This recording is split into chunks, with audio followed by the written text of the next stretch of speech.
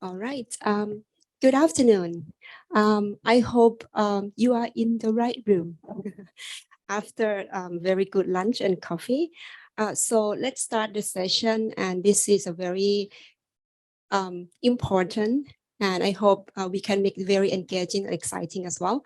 Um, Welcome to the session called Transforming Markets through Inclusive Procurement.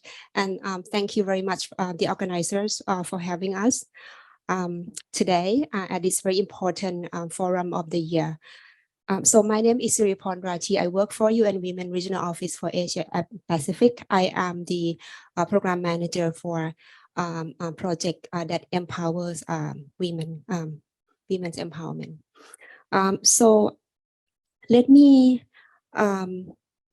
share with you. I have very simple goals I want to achieve with all of you today. I'm not sure how familiar are you with the topic of inclusive procurement, gender responsive procurement, supplier diversity.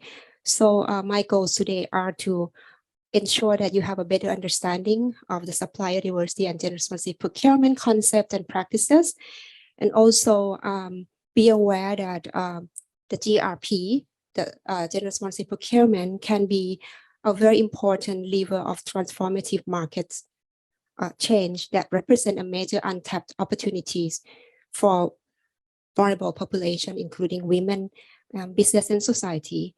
And also you get to hear from experts, our panelists today, to understand challenges and barriers in advancing supplier diversity and GRP in Asia Pacific region. And bear in mind this GRP is more advanced in other regions in the world and less advanced so in some regions. And last but not least, you will learn from examples of how the public and private sectors can implement supplier diversity and gender responsive procurement. So we have very diverse and seasoned speakers, top in-class experts with us today in the room, and you can see how colorful we are. So before we proceed to the panel discussion and the opening remark, I would like to, maybe you've read the objective of the session and the background information. Let me put it out there again, just to share with you some information around supplier diversity and gender responsive procurement. Globally, 1 in 3 businesses are owned by women, but women only win an estimated 1% of the procurement spend of large corporations. In this region, Asia Pacific, approximately 60% of MSMEs are owned by women. However, the majority of these small, medium enterprises are informal, micro by nature, and struggle to scale up or survive due to the gender-specific challenges in accessing to finance, business skills and trainings, and markets. However, we don't have enough data due to the absence of sex-desegregated data in this region in Asia Pacific. The share of procurement cannot be determined. We don't know.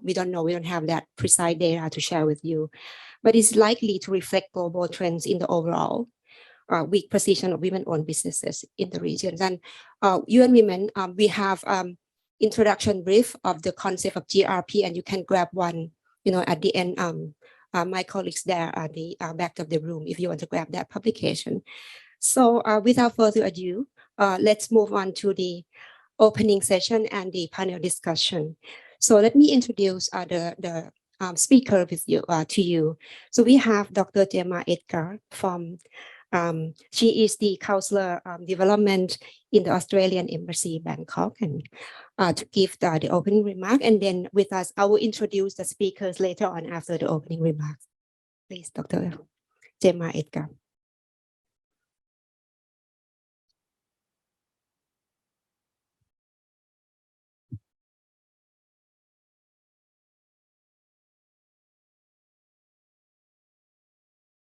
Working?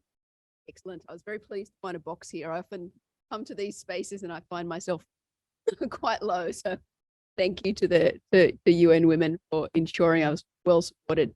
Not working? How's that now?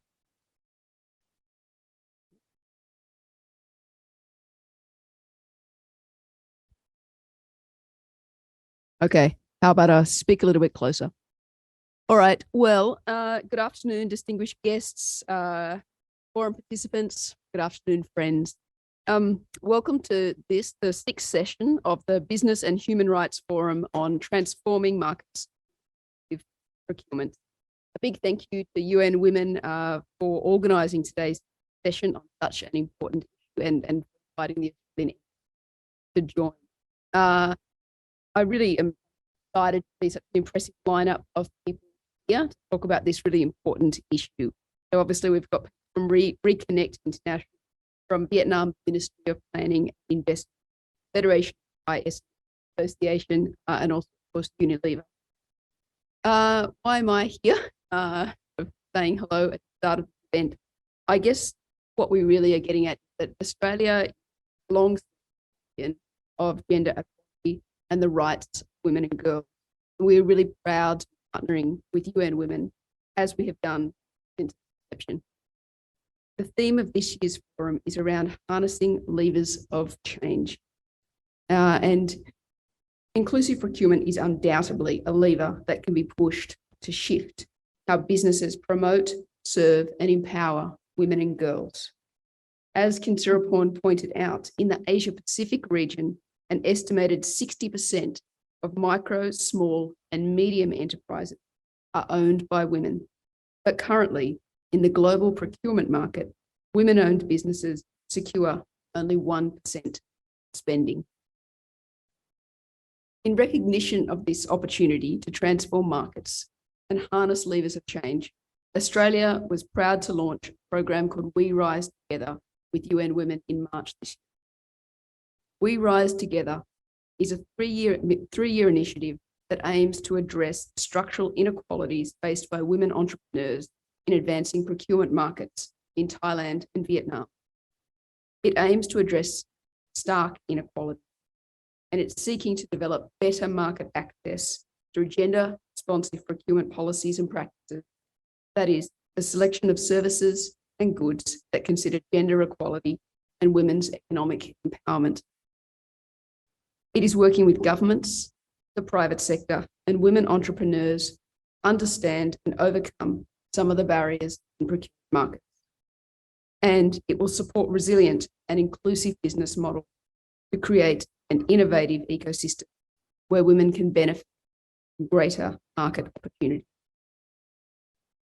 The Australian government has developed We Rise Together in conjunction with UN Women through our Mekong Australia partnership.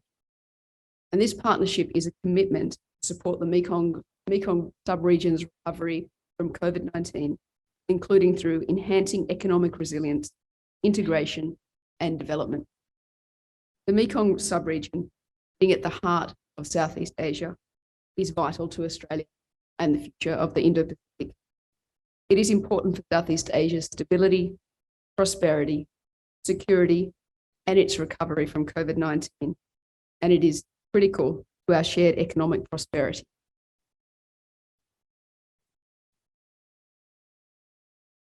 The Australia-Thailand partnership, which was also announced late 2020, further commits Australia to collaborate more closely with Thailand to support the country's pursuit towards sustainable development. And this includes championing the participation of women in key economic sectors and enhancing women's role in Thailand's development. I'm sure we're all going to learn a lot from today's session about what gender-responsive procurement is, how it can benefit women, society, and economies, and how it can be implemented in the region. Thank you again to the forum organisers. I look forward to hearing from the excellent panel as to how we can harness inclusive procurement as a lever for change. Thank you very much, Dr. Gemma Edgar.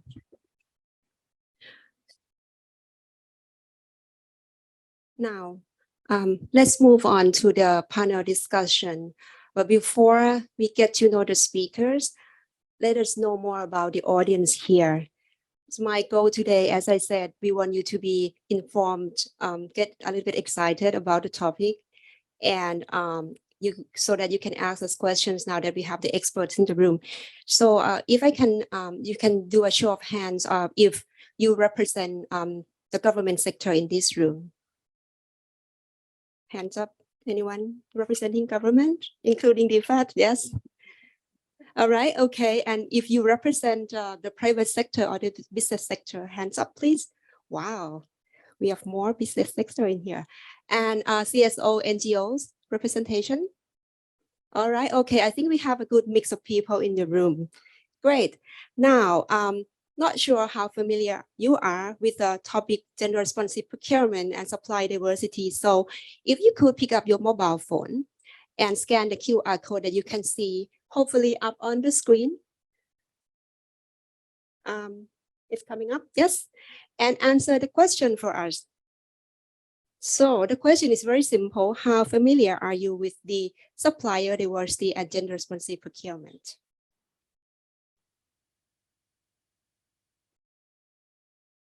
So I give the audience, if you want to do that too, no, that's okay. I give the audience half a minute to answer the questions, and then please also show the result of the survey on the screen as well, please. And I think we have some online participants are doing the survey for us as well. So let's see. All right. So this is scale from 1 to 5. How familiar are we with the supplier diversity through gender responsive procurement concept? Okay, we can see that a lot of people are not familiar with it. So we have the average of 2.3. So speakers, be prepared. Maybe we have lots of questions. All right, okay. So let's move on to the introduction of our esteemed panelists today. So let me start by introducing the lady from my far right, Ms. Mrinalini Talchalam. Am I doing it correctly? I've been practicing this last night. So, or Minnie from she's from B Connect International, and next to me we have Ms. Nguyen Thi Bích Thuy from the Ministry of Planning and Investment from Vietnam. And the gentleman on my right, Dr. Chawalin Park Pienthakon Pon. He represents the Federation of Thai SME. I'll give you the a brief profile of each speaker in a second. So let's begin in this order, and each speaker has around 5 to 7 minutes to answer the 2 questions that I have for each one. And my colleague at the back of the room will show you the card if you have only 2 minutes left. We are doing this because we want to make sure that we can gather questions from the audience here and online as well. Yeah. All right. So Minnie, let me give you a brief background of Minnie from B Connect International. So Minnie is the regional director for Southeast Asia and Oceania at B Connect International, a global nonprofit network that works with multinational corporations and multilateral organizations to generate market access opportunity for women's business enterprises in over 125 countries through supplier diversity. We Connect International identifies, educates, registers, and certifies women's business enterprise, and then connects them to qualified buyers across the world. Over the last 12 years, Minnie has engaged with large corporates, government agencies, MSMEs, and community organizations to provide them with a platform to create measurable social impact. So, Minnie, 2 questions for you. So just to see the large picture of how we do in terms of supply diversity and gender responsive procurement, where does this region currently stand on SD and GRP in public and private sector procurement? And the second question is, what kind of challenges do women, including other vulnerable groups as well, are facing in accessing markets, public and private procurement opportunities? Please. Do that. Can you hear me? All right. Thank you, View. That was for that question. So as you said earlier in the introduction, less than 1% of global procurement spend goes to women-owned businesses. And Asia Pacific is no better, unfortunately. In fact, supplier diversity is still a very nascent concept in this region. There are very few countries. I mean, Australia is leading because you are doing the work with the indigenous communities already. But with most other countries in this region, supplier diversity is a relatively unknown concept, or something that most governments, multilaterals, or corporate organizations are very much at the early stages of. So what that means is that there's a lot of work to be done to buy more from women-owned businesses. And there are amazing, amazing women business owners across the region. But a lot more needs to be done on the awareness side of the work because of the fact that there is not enough senior leadership buy-in and support for supplier diversity. There is a lack of understanding of the business case for buying from women-owned businesses. And then there is ingrained gender bias, where people believe that women-owned businesses are not going to be able to supply to large corporations. And that feeds into your second question around what are the challenges they face.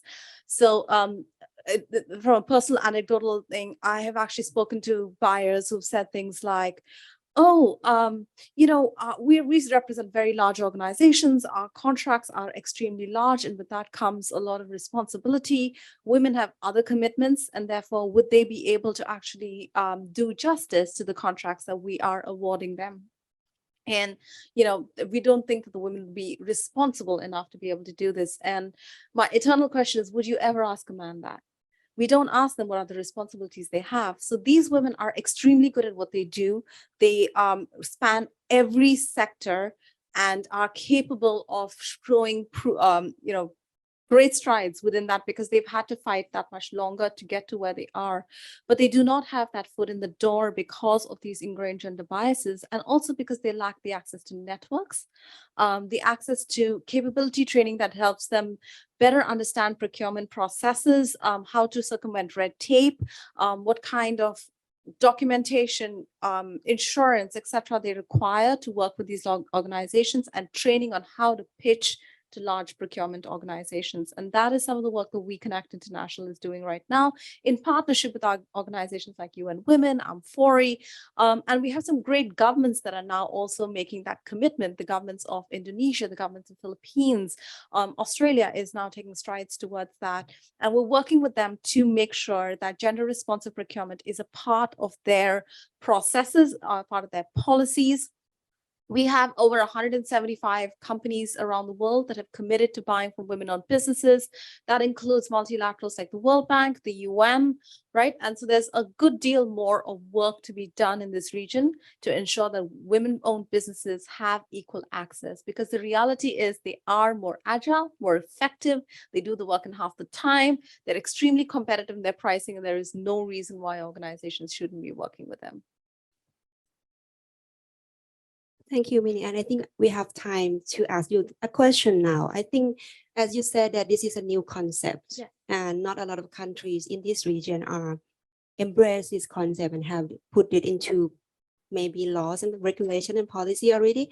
So if you could explain to the audience here, what do we mean? What do we mean by women-owned businesses? Is there a global definition that people can relate to?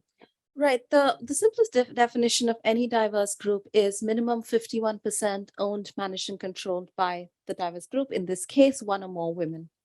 It is easy because it's majority, right? But when you look at it, it's not just about ownership. It's also about management and control, because there are situations, and we've come across many of those, where because larger organizations are committing to buying from women-owned businesses, a man, the husband, the father, the neighbor, the brother, whatever it is, puts 51% of ownership in the name of a woman.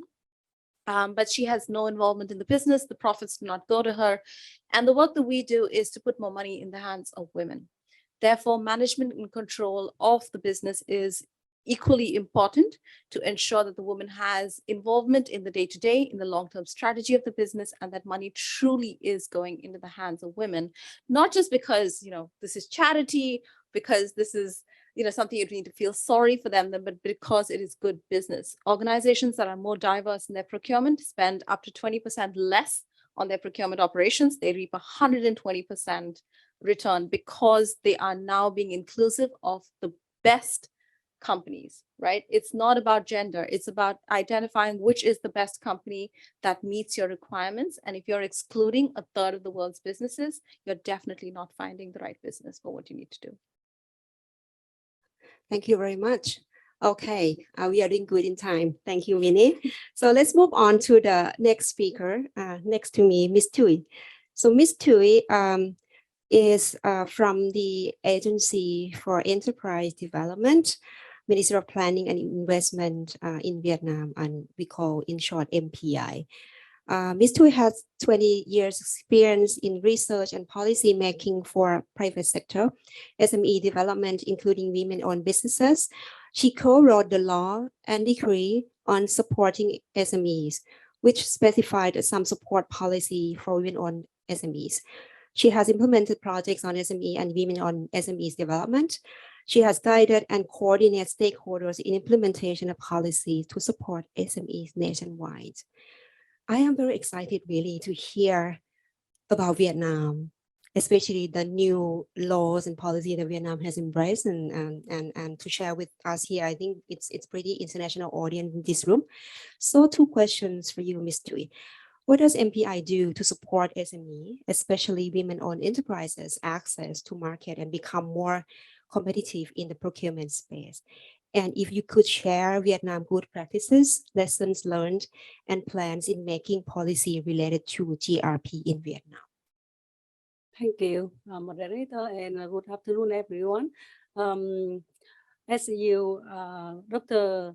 Emma introduced in the opening remarks, the globally the number of women-led business accounting procurement only 1%. But in Vietnam, I think it's the rate is very, very small, and we can calculate exactly the rate for procurement in terms of women-led enterprise. And like the Asia Pacific region, the number of MSME in Vietnam, the number of women-led SME in Vietnam is account for nearly 30%, and most of them are the micro and small size. So they are facing many kind of difficult and two most challenge in business for women-led enterprise how to assess the finance and how to assess the market, how to expand the market. And the topic today is very useful for Vietnam to learn lessons from international experience to how to support the women-owned SME in access to the market. And back to the question, the first question, how MPI and agency, our agency to support SME in access to market. Actually, we are the focal point to support SME in Vietnam, and we are drafting and making many kind of policy and program for SME, including the women-owned enterprise. And under the SME supporting law, we have an article for preference for women-owned enterprise in case that when the enterprise meet the requirement, women-owned SME shall be priority to be support. And then under the SME supporting law, we have many kind of decree and circular to support the SME, including the women-owned SME and in access to the market.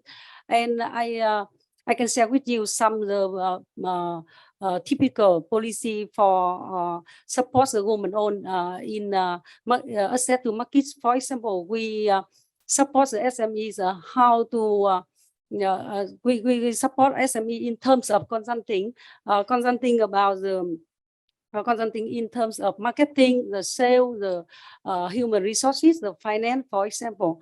And we provide the consultancy to MSME, including women-owned enterprise. And for women-owned enterprise, the rate support from budget is higher than the normal SME.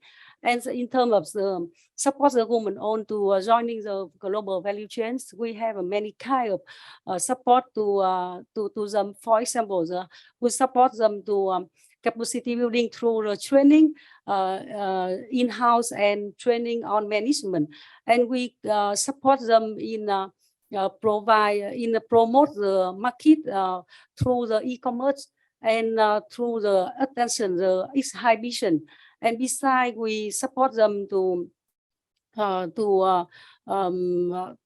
assess the technology, including the digital transformation. This is a new trend in the not in the only in Vietnam, but also in the global wide. And the second question for you, for me about the Vietnam, how the plan Vietnam to support the women-owned in GRP. Currently, the policy and regulation for GRP in Vietnam is a limitation. And according to the public procurement law now, we have an article for SME in general. That means in case of construction contract was less than the 5 billion Vietnam dong, around more than the 200,000 US dollar in contract is construction sector is only focus for small and medium enterprise, including women-owned enterprise. And now MPI, we are drafting the new law in terms of public procurement, and now we are collaborating with the public procurement agency under MPI to define and to research many some article to support the SME, including women-owned enterprise in terms of procurement, in order to enhance the GRP in Vietnam. For example, we will research about some sectors that women-owned enterprise have an advantage to join the procurement, or we can set some fixed rates for SME in bidding, and we can set up some maximum or minimum the bid only for woman-owned enterprise.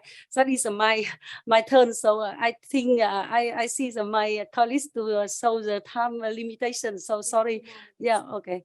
Thank you. Okay. I actually have a follow-up question for Ms. Thuy as well. So you've been sharing that so the two things, yeah, the public procurement and the private sector procurement. So what is the appetite by the corporate, the private sector in Vietnam? Are they looking for opportunity to support more women to be part of their procurement system right now?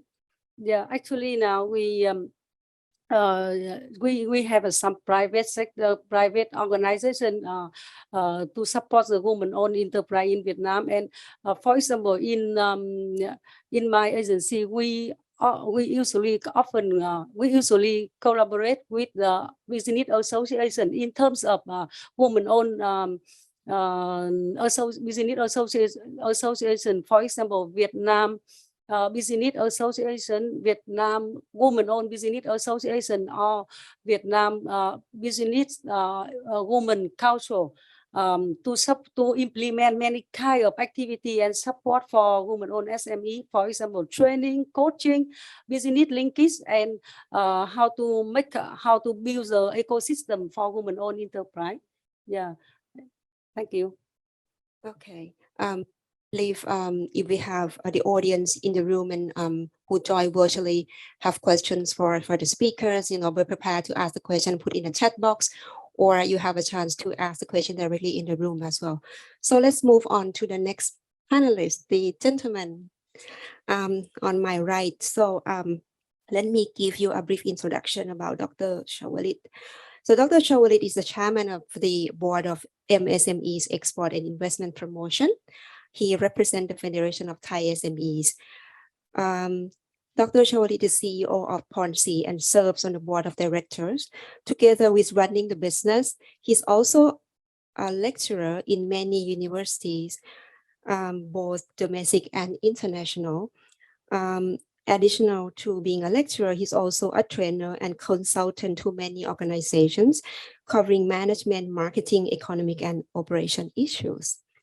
So again, to be fair to all speakers, two questions for you. So, what does Thai SME Association do to support MSMEs and in particular women-led SMEs?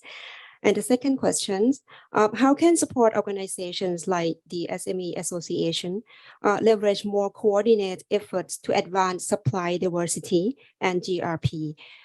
What has been working and what are the gaps? Over to you. The Federation of Thai SME, we do call shortly is FTA, right? FTA opens for anyone who determines to support the better of Thai economics. The FTA has regional board and central board, which there are women leader beyond 35% and in some cities in some city, we do have more than 80% of women in the board. So, and also in 2018 and 2020, we had a woman president named Miss Cholangsi Chalermchaikit. She was our president, and also during that time, she led and expand our association through also in the pandemic crisis that we know that during that it was a hard time for us through that crisis, and also she connected to many government and private sector through that. During that time, after after the president of the Federation of Thai SME, she went to the OSMEP and one of the board of OSMEP. So we can see that here you can see that we open for every opportunity to allow women to share and show the knowledges and competency. Our women members have their own business throughout Thailand. So from micro to medium size in every industry. And those women members, they also can join the board and share the ideas. And also we can connect those ideas and transfer to the government. We are one of their vote, one of their voice that we can try to promote to the government. Also, that Thai economics and those we can prevent the economics, as you can see from the. I didn't show the presentation. Okay, so the second question is about to support. We currently do motivate the young member to join FTA, and those young member, lots of young member, they are women, and of course, most of them are part of our Thai Federation of SME, right? So, and one section that we call a network, or we call in short is FAN. It comes from Friends and Network that our FTA try to promote and drive the connection throughout Thailand. That those of them, of course, lots of them are women that they can trade throughout through our friends, to our network, through the members, and lots of trades and between all the of the also most of them are exporter that they can do the trade also. Okay, and we connect between each region from Thailand, from each city, like from northern to the southern part of Thailand, throughout from east to the west. Okay, and also lots of trades are successfully. Right. Thank you. I believe we still have time for the follow-up question. So if I may ask you more question, Dr. Shawalit. So as you guys can see that the Thai Federation of SME Association in Thailand is supporting a lot of MSMEs in Thailand. I don't remember how many of them are part of your network. And and being aware that the concept of procurement, the gender responsive procurement is very new in Thailand and in other countries in Asia Pacific.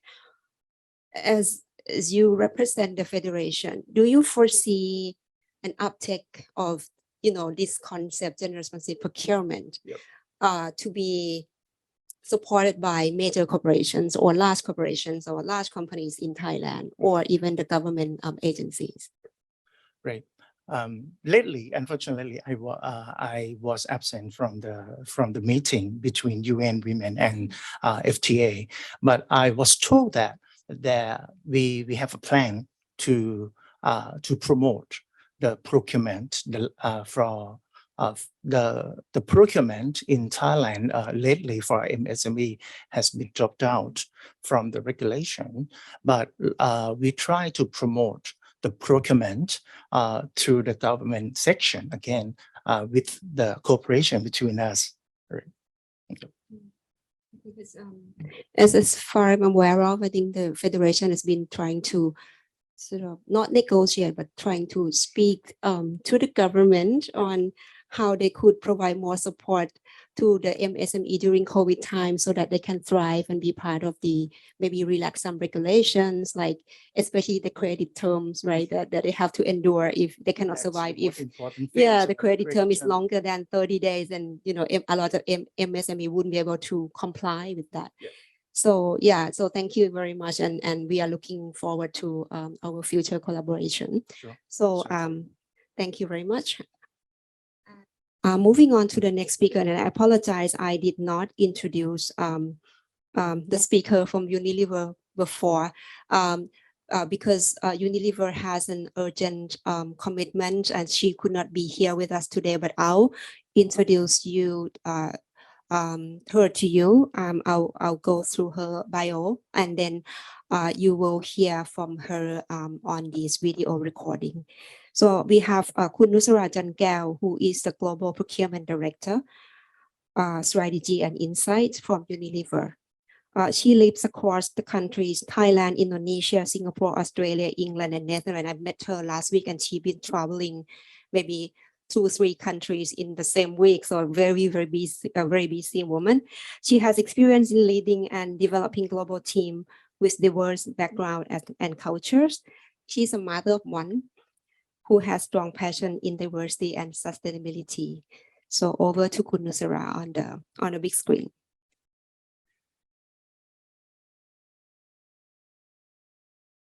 Sawadee-ka. Hi, everyone. Thank you for having me today. Again, this is one of my most favorite and passionate topics, which is I want to discuss and show you today how from procurement we can make the impact through diverse and inclusive community along the value chain. I am Nusra, born and raised in Bangkok, Thailand. I have been leading the procurement organization globally around and based around the world, starting from Bangkok, Singapore, Jakarta, Melbourne, and the Netherlands as well. Now I'm located back in Thailand, working for Unilever as the Global Procurement Director for Strategy and Insight, responsible for 35 billion euros spending globally. Back to our topic today. So globally, Unilever have the global policy, which is called Global Social Commitment, which is announced in January 2021. The idea from global perspective is to launch the wide range of the commitments and action to raise the living standards across the value chain, but also to create the opportunity through inclusivity and prepare people for the future of work with the future skill sets. This is the ambition that we put on in order to help build a more equitable and inclusive society. What does it mean for procurement then? So the global ambition for procurement is the fact that we want to spend 2 billion euros at least with diverse business by 2025. What do we mean by diverse business? We categorize into 4 groups. The first one is women-owned business. The second one, LGBTQI+ owned business. The third one, disability owned, and the last one, minority ethnic owned business. So we have this commitment globally to spend more than 2 billion euros with diverse business. The question to me come to my mind is how could I make it happen for my own markets? Which in that time it was Thailand together with Australia. Let me zoom out for Thailand in the next slide. Unilever Thailand, we spend around 750 million euros with more than 1,300 suppliers. So you can imagine how big the value chain that we have the impact on. You can imagine the suppliers, 1,300 suppliers, but along the chain there will be suppliers of the suppliers. So we are touching a lot of millions of Thai population. So we come back with 3 pillars in order to drive inclusivity in our value chain through supplier diversity program. The first one is to grow our existing tier 1 women-owned suppliers. In order to grow, the difficulty to make this happen is the fact that we don't have any database in Thailand to identify if this business is owned by women or managed or led by women or not. So the team, my team, and all the biggest credit to them is to do the manual check with these 1,300 suppliers, if they are women-owned or women-led suppliers or not. And once it happened, we have the program in order to ensure that we want to grow by spending more money with them, buying either service or products more from those suppliers. The second pillar, which is very important as well, because we want to expand to more and more members, create more and more impact, is to discover and develop the new generation diverse suppliers. So not only women-owned, but another 3 underrepresented group as well, and also SME. So we want to discover them, develop them with the future fit skill set, and to work with them more. Last but not least, we know that this kind of topic we cannot do alone. We cannot succeed alone because it's about making the change. So we want to advocate, create the alliance to advocate diverse suppliers and gender responsive suppliers all together. So our ambition is that by year 2025, we will spend more than 57 million euros with diverse suppliers. One of the programs that we did last year successfully, in the next slide, is to discover and develop new generation diverse SME. So not only diverse suppliers, but those SME, small, medium enterprise as well. Unlike in other countries, for instance, again, I manage as well this program in Australia, which is more mature. We can work with the NGOs who have listed, registered diverse suppliers that we can work in together directly already. But in Thailand, as we are all aware that there's no such a database. So what we have to do is to work with other companies, alliance, and NGOs as well, in order to identify and recruit more and more diverse SME into the program. In the next slide, we have worked together with OSMAP, UNDP, Sosovo, and SME Bank, and also another friend, which is Google as well, to launch the new generation diverse SMEs, where we recruit the SMEs, and then we provide them 6 weeks of training, which future skill sets, either if it's digital training by Google, finance foundation by SME Bank, and also sustainability from UNDP and from Unilever, to equip them in order to be prepared to be be hired by Unilever, and also to be ready for the new era of the business, either coming from digital but e-commerce point of view. So at the end of the program, we have recruited 133 and 31 diverse SME. Majority of that, as expected, are women-owned business, followed by LGBTQI, disability, and ethnic. So that we have finished already this process, and now they are already equipped by the future fit skill set, and their part of them has been filtered and invited to Unilever tender process, so that we can work with them further commercially. The last slide for me is the roadmap, and again, it's not about to show the numbers. But from our assessment, we say that in order to achieve 56 million euros, majority of them is to grow the current baseline, which is the current suppliers who is owned or led by women. However, in order to make sure that we make things happen, we create the new skill sets through the new suppliers. We want to discover and develop the new suppliers, which is around 33% of the targets will come from these new suppliers as well. Last but not least, I hope that we can have more alliance. We can create a big alliance in this country to make bigger impact to Thailand. So I'm more than welcome. I'm only one email away. If there is any interest, please let me know so that we can make the impact to the society together. Thank you.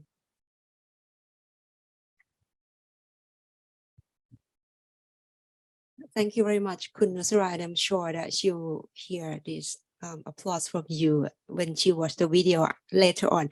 So when we did this recording, we did actually have questions for her, and I hope I share the same sentiment. I mean, for me, I really want to ask her about how was Unilever, managed to get the data, because that's step one, right? In order to start doing something new, you need the baseline, you need a starting point. And as she shared, the data of who are the medium, micro and small enterprises, who are they? Are they women-owned? Are they women-led? Are they gender-specific enterprises? Who are they? And it seems that data is a huge gap in Thailand, in other countries, it seems. So she shared with me that she and the team had to call, I don't know how many 100,000, 100 or 1,000 calls to call these MSME around the country to find out who they are and what the needs are. So it was really a very good example of how major corporations that roll out the global policy in local country can be the leader in this area. And you heard from her presentation that she is calling for allies. So if any colleagues from private sector are in the room, would like to join this ally, contact us, contact Unilever. Be happy to connect and convene the connection. Now we have heard from all the speakers. So it's now the time for the audience in the room and online to ask questions. So if you could, if you're in the room, if you want to ask question, please introduce yourself and let us know who do you want to address the question to. Thank you. Any question? Yes. The lady in the middle. Any more hands I can see? Okay, please. Thank you, Siri Porn. Good afternoon, everyone. I'm Karina Trevilla from the Philippines. And I'd like to thank the panelists for supporting women and owners of businesses. And I'd like to direct my question to any one of the panelists, because you've made mention of WOBs to be, we harness the potentials of WOBs in government procurement. Okay, so we all know for a fact that government procurement requires stringent application of procurement laws, given that it involves public funds. And I have also noted from the discussion that SMEs are more or less at an advantaged position compared against the micro enterprises, which are, of course, not that, if we're going to look at the context, not many of them are organized or with the requirements needed to join government procurement. So what kind of assistance can we provide to micro enterprises that are owned by women, and how can we link them to government procurement? Perhaps you can share with us actual cases so that we can pick up from the lessons. And yes, that's it. Thank you. So Minnie, you know, I'm looking at you. All right. No, thank you very much for that question. I'm going to actually contextualize it to the Philippines since you're from there. So that is exactly what we're working on with alongside the Asian Development Bank right now in the Philippines. So on one side, it is about working on policy and ensuring that policy is gender responsive and gender sensitive to ensure that it's not challenging for women-owned businesses to work with in government procurement, because let's face it, it is. On the other side, it's also working with organizations like the Department of Trade and Industry to capacity build these women micro SMEs, to build them up, both micro and SMEs, but targeted largely at the micro, to build them to the level where they are ready. So it's everything from running a business readiness assessment with them to understand where their strengths, where are their weaknesses, and then working on structured training and capacity building, as well as mentorship to help them with those specific areas. So the key areas where we actually see a lot of thing is everything from leveraging technology to grow their business, to understanding their customer and the best ways to reach them, to then also how to pitch their business to a large procurement organization. There's even things like human resources and needing more infrastructure, needing more manpower to be able to produce at the level that is required by larger organizations like the government. Access to finance, but the 101 of creditworthiness, of understanding how to be ready in terms of the documentation in order to access finance, but also to be qualified for a contract at a larger level. And then it's also about capacity building the individual leader to be able to lead this, right, and to organize the team to be able to make it to that. But one very key thing is also, and feedback that we constantly get, is that these organizations do not even understand the process of how to go about connecting with the government. What does that mean? They do have systems, but they have no idea how to use them. They have no idea what it entails, what kind of paperwork they require, how to go about doing that application. Is there a pre-qualification? What does that mean in particular sectors? What kind of certifications do they need in order to be qualified to work with, whether it is the government, whether it's with larger organizations? So there's a lot of work that needs to be done at that level. That's something that we're working with DTI on at this point. But I think that answers your question in terms of how to get there. And then on the other side, it's about making sure that policy is actually gender sensitive and gender responsive, so that there is those barriers to access, which, and somebody mentioned also the payment terms, which are very, very challenging for small and medium enterprises, and even more for micro. So addressing those challenges to make sure that it's on both sides, we're addressing the equation so that, then there is potential for that growth. Thank you, Minnie. Would other panelists would like to comment on this question as well? Okay, let me do. Okay, maybe next question. Okay, let me to share some best practice in Vietnam in terms of procurement.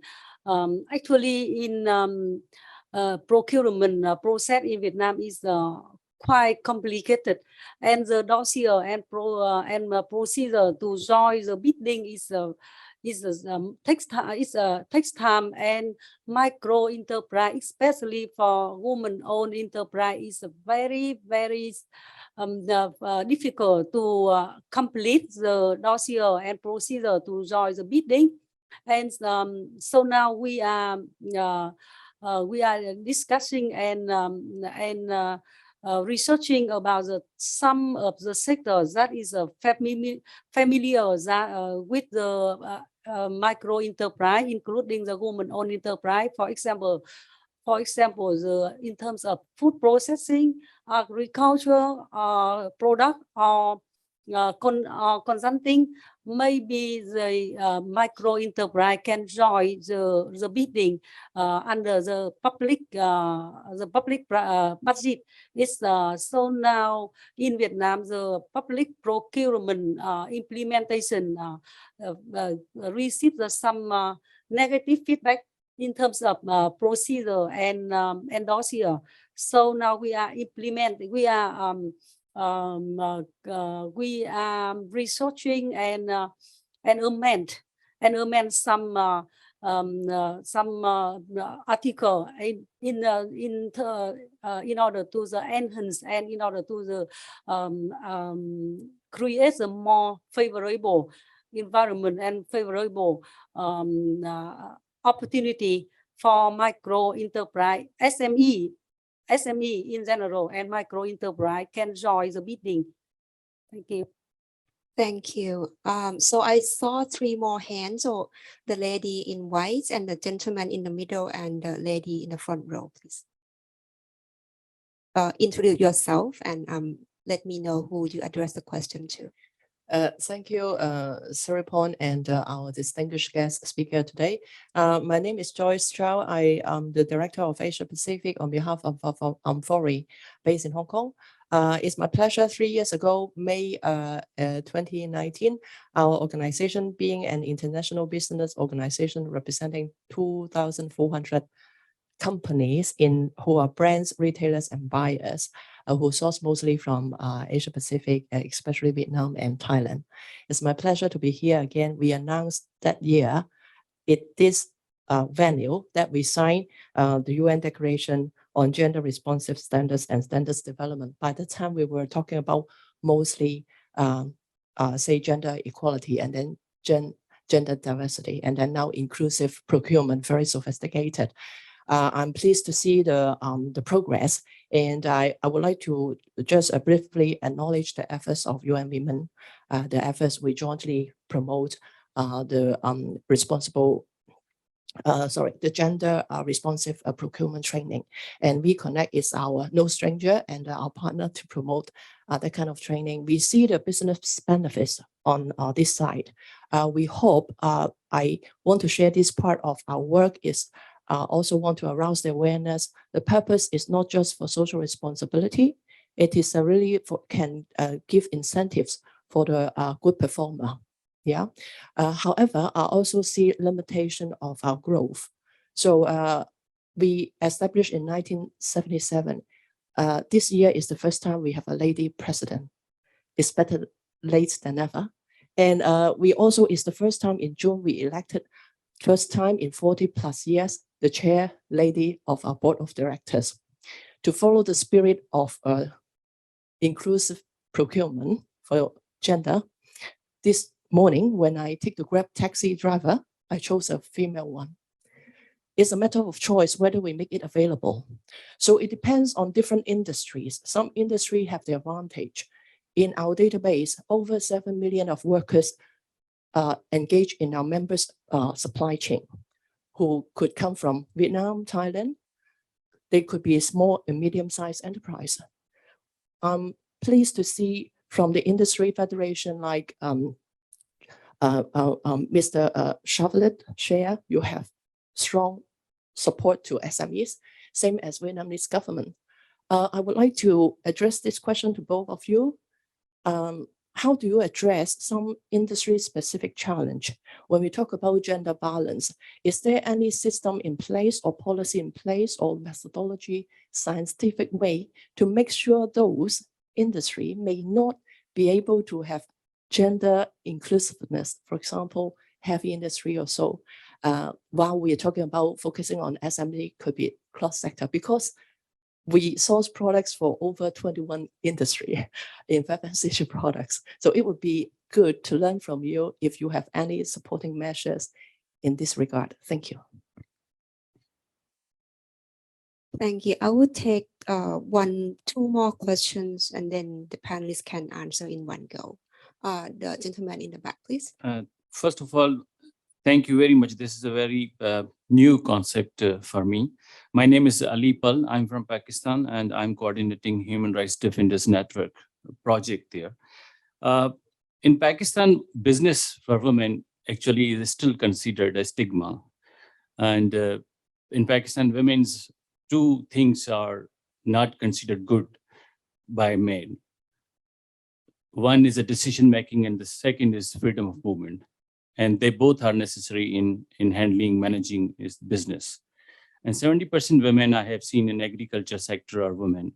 In Bengal industry, they are women, but they are working in a very critical conditions. And I don't know how this concept is being implemented in Pakistan. Actually, I want to ask question from all panelists that you are working through this concept. How is situation in Pakistan? And if you have ever been there or you have knowledge about Pakistan and how Pakistani women is being benefited from this concept. Thank you. Thank you very much. And the last question. Good afternoon. I'm Shusmita Anis. I'm the Vice President of Bangladesh Employers Federation. I run an organization. I'm part of a large conglomerate. So I work with supply chain in a big way. So one thing, I have a question for Ms. Mrinalini.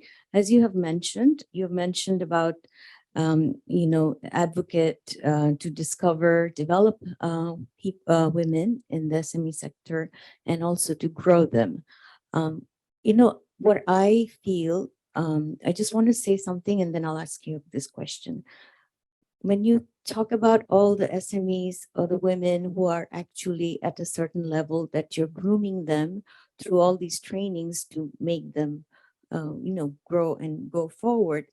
In reality, when we actually search for the best supply chain who is going to compete, because this is a very competitive world and this is not where people actually are kind to, okay, X supplier, I want to get so and so, because you have to have quality specification, you have to be able to handle volume, you have to have a track record, very important, a good track record to give the confidence for a large organization that whether you will be able to supply or not. Is there any example where maybe an SME who has grown from X point to Y point to actually, that they have developed to actually supply to these large organizations? And this is where I feel there's a huge gap, because you can always do things on a small scale, but after a certain point, it's not going to have that leapfrog jump. And that is where I would love to know some examples so we can also seek out, like, we don't get the confidence for a small enterprise, to actually pick them as suppliers. So that's all reality. So there's a big gap there. This is where I'm trying to get it. Thank you. Thank you, Madam, for the question. So may I invite Dr. Shawli to address the first question, and Ms. Tu and then Minnie, the other questions. So, yeah. Yep. Thank you for the question. It's about the procurement, right, for the women. In Thailand right now, the procurement process is moving forward. But as I mentioned earlier, that the first the procurement regulation has been dropped out from that. So we try to motivate and promote it back to the regulation again. But right now, for the government procurement, I believe it's called GEP, right? GEP, whatever. Sorry, about the government procurement.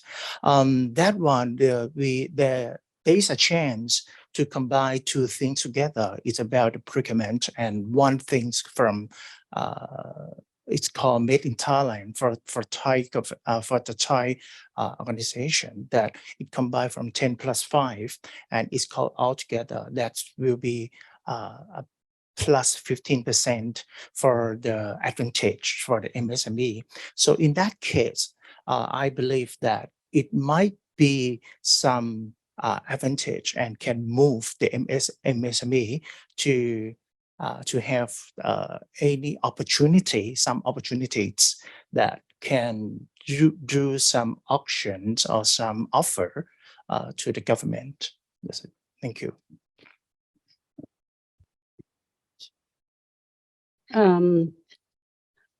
Actually, the training for procurement for enterprise in general and for SME and women-owned in business in Vietnam now is quite popular. Our ministry collaborate with many kind of organizations, including the private sector, private organization to organize to training course to support the enterprise how to apply the bidding under the procurement. And in terms of the definition on GRP in Vietnam, I think this is a new definition and it's not familiar with the most of the policymaker in Vietnam. And we understand that we have to coordinate with the public procurement agency under MPI to find out the best way to provide the information and how to regulate one definition in the new law on the GRP in terms of the enhance and create a more favorable condition for women-owned enterprise can join the bidding. And this is not easy because in Vietnam, you know that when we use a state budget, we have to follow the strict procedure and strict the dossier in order to make the more transparent in expenditure. So most of the bidding in Vietnam is a focus for the large company, especially for the state-owned enterprise. So how to create and how to support the micro enterprise SME to join the bidding is a very state budget is I think is not easy, but we have to with our support from UN Women, for example, and other international organizations, we can have some briefing information and usefully meaningful information to persuade minister level to define some definition on GRP in the new law and the new policy for procurement in Vietnam. Thank you. Okay, so I'll take both the question in Pakistan and the one from the lady in Bangladesh. So We Connect National has started our work in Pakistan about 1.5 years ago. I do agree with you that it is challenging because there is a lot of gender bias and a lot of women are hesitant to identify as the owners of their business for a variety of reasons, right? Because of judgment, people saying things, whatever. So the work that we do has been largely with a smaller group of businesses, capacity building them to better understand, procurement processes. It's a lot of the training that I mentioned earlier. It's similar to what we do in the Philippines and to build and scale that. But in addition to that, what we are doing is now working with corporations to commit to buying more from women-owned businesses in Pakistan. So working more with local corporations. There are some existing multinationals that are leading the way, people like Procter & Gamble and a few others who are already committing to buy from women-owned businesses in Pakistan. And then, so now moving the needle to more local corporations committing to that. So starting with a softer target commitment, and then working with them to set that baseline and go from there. A lot of our work has been word of mouth with women-owned businesses. So it's a start. That's what I can say. And there's a lot of work to do, but the movement is happening. Yeah. So that was my answer for the Pakistan thing. And I think let's chat more about how we can do more. With regards to the question from Lady in Bangladesh, I absolutely agree with you. There is a lot of need that in that space, right? I agree on that. So one example I can give you in Indonesia is of a coffee production company called Java Mountain Coffee. So they were a smaller collective at that point, and definitely they, yes, all of the training and all of that works, but they don't have the infrastructure, right, to supply it at the large scale that larger organizations have, right? And that's exactly why we're doing what we do. With those structured contract opportunities, they can then get all of the things that they need to move to the next level, the next level, the next level. So how we started the work with them was that we worked with at that point both Marriott and Hilton hotels, and they supplied to one hotel, just one. The income that came from that and the fact that so many people really love the coffee because it is outstanding, then gave them the infrastructure to then build up their all of the production capabilities to the next level to supply to, well, across Indonesia. And then it moved up to and now it's regional, right? So that slowly tiered work is exactly what's needed, because you're right, they can't just supply the scale that a lot of these organizations need at the scale right now if they don't have those contract opportunities. The other way that we work with corporations is that they don't start with the multinational. They start with their tier 3, then move up to their tier 2 supplier, then move up to the tier 1 supplier, and then to the larger organization, right? So then they're building their capability as they move up that chain.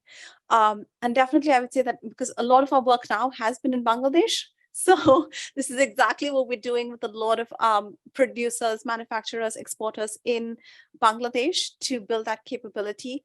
A lot of it does also boil down to leveraging technology to market their services and then being able to supply, right? Because it's one thing to have those products, but what do you do if somebody like in Australia wants to order your products and you don't have that logistic support to get it there? So it's also building up that infrastructure. I agree that, you know, it starts from smaller contracts that give you both the income and the knowledge of the procurement process, to then slowly scale larger, and then get to the large one. It's kind of frightening for them to go from 0 to 100 in one go. Thank you, Minnie, and we are at time. So if I can have the audience here with us for 3 to 5 more minutes. Now that we are wrapping up the session, I would invite the panelists to say a final word for half a minute or a minute, just to wrap things up, you know, to highlight how the inclusive procurement could be a transforming market change, you know, as the title of the session says. So while we are doing that, I'll ask the team to pull up the QR code again on the big screen, and the audience to pick up the phone and scan the QR code and answer the final question, so that we know if we made ourselves clear in this panel today. So please. You have a question? Yeah, we have, if you have questions for the panelists, let's get together during the coffee time. Yeah, I'm sorry, we have to wrap the session and close the session now. So if you could answer the question that you can see the QR code on the screen, what can you do to ensure supply chains become more diverse and more inclusive for women and other vulnerable groups? And this is the word cloud that we are able to see on the screen.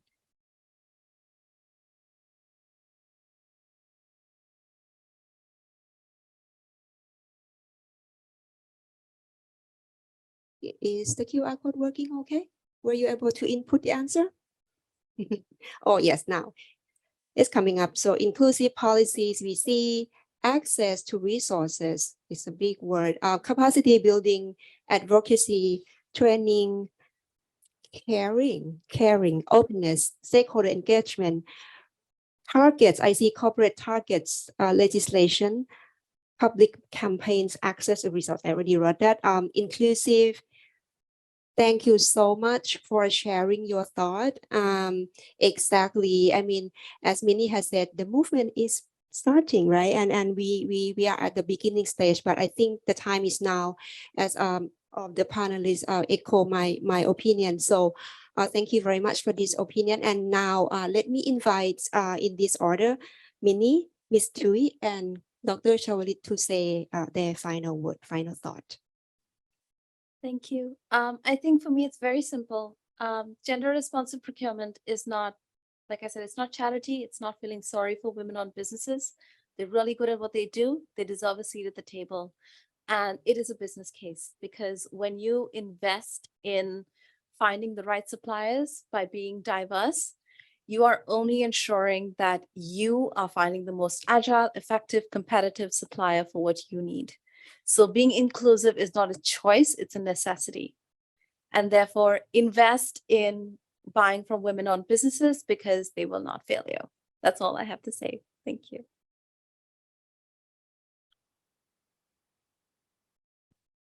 Okay. With me, some word I would like to say that after the pandemic, we recognize that the enterprise, including the SME and women-owned enterprise, they have to restructure the organization and restructure the product and everything related to the business. And the joining the value chain, the supply chain is a core factor for sustainability development. So support the enterprise, support SME and women-owned enterprise is an important role. That's our agency and our and my task always do the next time. And I would like to receive the support collaboration from other donor from the other country to push forward the development of women-owned enterprise. Thank you. What does MSME need? Sorry. What does MSME need? I have a short research from OSMEP, also in Thailand. 2 parts that we need from the research is a financial support and also the tax support. First thing for this financial support is a low interest rate during the pandemic. And the second thing is about the interest rate for export, the lower, and also the access of the interest rate for the export. For the tax, first thing is about lower importing tax, because as you know that in Thailand, we import a lot of supplies and inventories to re-export. So lower importing tax and also can help and support the MSME. Second things for the tax is about to support the purchasing power, the tax policy to support the policy, the purchasing power in order to maintain the nation consumptions. That's it for my last word. Thank you very much. All right, now we are at the end of the session. Thank you very much, everyone, for being with us today. And we have the publication in the back of the room if you want to grab some so that you can read before bedtime about gender responsive procurement, how important it is. Thank you so much and see you again next time.